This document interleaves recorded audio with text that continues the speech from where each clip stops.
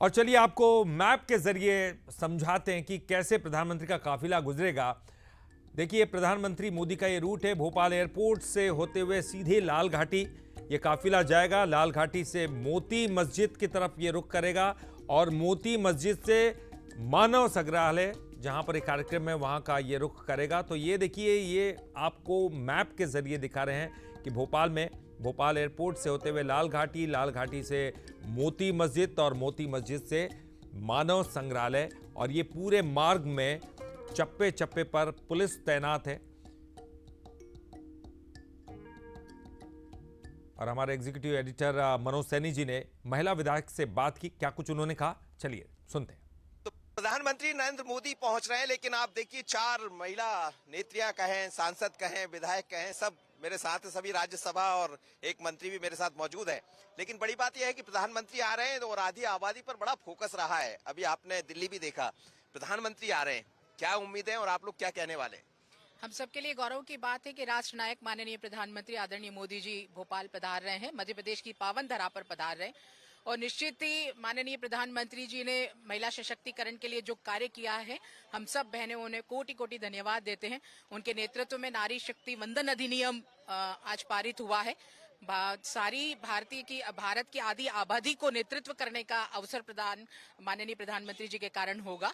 और आज माननीय प्रधानमंत्री जी मध्य प्रदेश आ रहे हैं, वो सांसद विधायकों से भी मिलेंगे, हमारी समिट जो इन्वेस्टर समिट है उसमें भी शामिल होंगे। उनके आने से नए अवसर मध्य प्रदेश की जनता को मिलेगा, युवाओं को रोजगार ज्यादा से ज्यादा उनकी उपस्थिति में उपलब्ध होगा। निश्चित ही उनके आने से नए अवसर जो मध्य प्रदेश की धरा को मिलेंगे, नए रोजगार उपलब्ध होंगे। बहुत सारे लोग जो बड़े बड़े बिजनेसमैन हैं वो यहाँ इन्वेस्ट करेंगे, ये मुझे पूर्ण आशा है। आप संगठन से भी जुड़ी और संगठन के साथ चर्चा कितनी महत्वपूर्ण है? निश्चित ही उन्होंने ये प्रक्रिया अपनी संस्कृति, हमारी भारतीय जनता पार्टी की संस्कृति और माननीय प्रधानमंत्री जी ने इस संस्कृति का पालन हमेशा किया है। उन्होंने समय समय पर संगठन के लोगों से चर्चा करके और उनसे बातचीत करने का उन्होंने हमेशा पालन किया है। आज भी उसी तत्वाधान में आज संपर्क और संवाद होगा और ये हम लोग के लिए सब गौरव की बात है कि आज उनसे संवाद का अवसर मिल रहा है। चलिए, संवाद का अवसर है, आप महिला बाल विकास मंत्री है, मान लीजिए आपसे संवाद हो गया और आपसे कुछ बात कही, तो आप क्या कहने वाली प्रधानमंत्री? देखिए, वो तो वहाँ बताएंगे कि क्या क्या पूछेंगे और क्या बोलने वाले हैं। ये तो वहीं जाके पता चलेगा कि किस तरह का संवाद होगा। और हमें बड़ी खुशी है कि हमारी मध्य प्रदेश की धरती पे सम्मानीय नरेंद्र मोदी जी आ रहे हैं। हम उनका हार्दिक हार्दिक अभिनंदन करते हैं, स्वागत करते हैं। ग्लोबल समिट से क्या उम्मीदें हैं, चूंकि प्रधानमंत्री भी उसमें रहने वाले? महिला बाल विकास लगातार कई काम करते रहा है ये विभाग।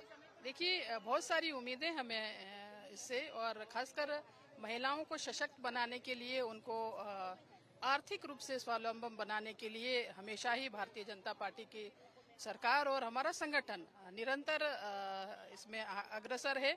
और महिलाएं किस तरह से आगे बढ़े और उनको आरक्षण मिले और आर्थिक रूप से किस तरह से सबल, हर क्षेत्र में महिलाओं को आगे बढ़ाने का काम कर रहे हैं, यही है। क्या वैसे तो आप लोग की मुलाकात होती रहती है दिल्ली में, लेकिन ये अलग तरह का संवाद है जब पूरे मध्य प्रदेश के सांसद और विधायक होंगे, तो क्या बात रखने वाली? मध्य प्रदेश की धरा पर और खास करके राजधानी में हमारे देश के यशस्वी प्रधानमंत्री माननीय नरेंद्र मोदी जी पधारे हैं। उनका मैं सत सत वंदन करती हूँ, अभिनंदन करती हूँ। आज ही उन्होंने मन की बात में सबसे ज्यादा महिलाओं की बात की है। यदि आप देखेंगे, जहां उन्होंने महिलाओं के बारे में 8 तारीख, जो हमारा 8 मार्च आ रहा है, महिला अंतर्राष्ट्रीय दिवस आ रहा है, उस पर उन्होंने खास करके चर्चा की है और एक ऐतिहासिक कदम उठाने की भी उस तारीख पर की है जो अंतर्राष्ट्रीय महिला दिवस है। मैं भूरी भूरी प्रशंसा करती हूँ माननीय प्रधानमंत्री जी की कि इस बार उन्होंने जो बाबा साहब अम्बेडकर की धारणा थी कि एक वोट यदि पुरुष को है तो एक वोट महिला को है, उसी धारणा पर बाबा साहब अम्बेडकर की धारणा पर माननीय मोदी जी कार्य कर रहे हैं। मैं उनका हार्दिक वंदन अभिनंदन करती हूँ। और आप तो महिला मोर्चा की अध्यक्षा भी है और राज्यसभा सांसद भी है, तो क्या कहने वाली है? आज हम बहुत खुश हैं। मध्य प्रदेश की राजधानी भोपाल की पावन धरा पर हमारे यशस्वी प्रधानमंत्री नरेंद्र मोदी जी 2 दिन रहने वाले हैं और आज हम सांसद विधायकों से, पदाधिकारियों से संवाद करेंगे।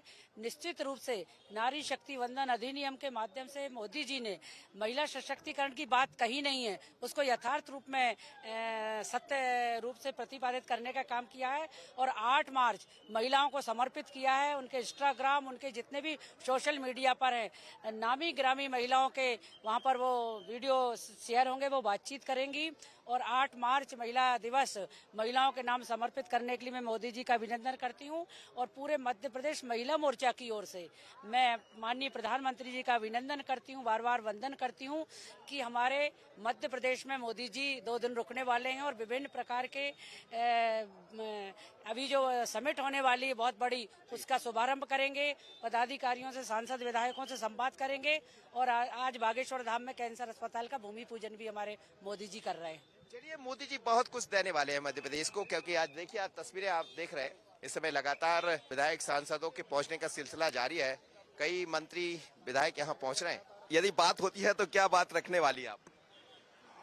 जिस तरह से देश के यशस्वी प्रधानमंत्री जी ने लगातार बहुत अच्छा काम कर रहे हैं, खासकर हमारे बैगा जनजाति आदिवासी समाज के लिए, और हर ग्रामीण जनता जनार्दन को, गरीबों को स्वच्छ पेयजल उपलब्ध कराने के लिए। और जिस तरह से माननीय यशस्वी प्रधानमंत्री जी ने 2024 तक इस योजना का रखा था, तो और अभी 4 साल और बढ़ा दिया गया 2028 तक, तो निश्चित ही मैं बहुत आभार व्यक्त करूंगी पूरे प्रदेश की जनता की ओर से। ग्लोबल समिट से क्या उम्मीद है? वो तो बहुत ही अच्छा हो रहा है, ये तो हम सब लोगों के लिए बहुत सौभाग्य है। तो आप देखिए, तस्वीरें यहाँ लगातार पहुंच रहे हैं लोग, यहाँ नजर आ रहे हैं और इस समय प्रधानमंत्री आ रहे हैं। क्या उम्मीदें हैं? यदि संवाद होता है तो आप लोग क्या बात रखने वाले? प्रधानमंत्री जी आ रहे हैं। सबसे बड़ी खुशी तो इस बात की है कि प्रधानमंत्री बनने के बाद ये पहला ऐसा अवसर है जब वो मध्य प्रदेश में रात्रि विश्राम करेंगे, और उसके पहले सभी विधायकों, सांसदों से, पदाधिकारियों से वो संवाद करेंगे। तो स्वाभाविक रूप से मध्य प्रदेश के विकास पर चिंतन और भविष्य का मार्गदर्शन होगा। और मोदी जी प्रधानमंत्री हैं हमारे, वो नेता हैं, वो जो भी हमसे पूछेंगे हम उनका जवाब देंगे।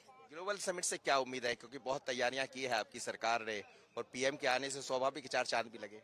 बहुत उम्मीदें हैं। बहुत इन्वेस्टर्स ऐसे हैं जिन्होंने मध्य प्रदेश में इन्वेस्ट करने में अपनी रुचि दिखाई है, और इसका कारण ये रहा है कि माननीय मुख्यमंत्री जी ने जिस प्रकार से पूरे मध्य प्रदेश के बाद देश के कोने कोने तक और फिर विश्व के कई देशों में जाकर निवेशकों को आमंत्रित किया है, बहुत सम्मानपूर्वक।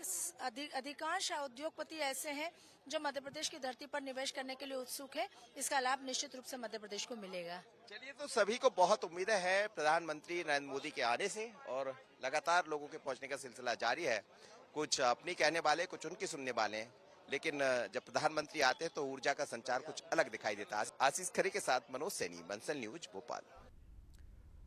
तो ग्लोबल इन्वेस्टर समिट में उनकी मौजूदगी एक बहुत ही खास होगी, क्योंकि तमाम जो लोग हैं बड़े उत्साहित हैं उनको देखने के लिए, उनसे बातचीत करने के लिए, चर्चा करने के लिए। तो तमाम बीजेपी के पदाधिकारी हो, चाहे तमाम बड़े नेता हों, उनके साथ बैठक को लेकर भी उत्साहित है। बहरहाल पल पल की अपडेट बंसल न्यूज़ पर आपको देते रहेंगे। फिलहाल वो निकल चुके हैं वहाँ से, और अब किसी भी समय यहाँ पर थोड़ी देर में वो पहुँच सकते हैं भोपाल में, और फिर उनकी यात्रा का जो पूरा मार्ग है वो भी आपको विस्तृत रूप से बताते रहेंगे।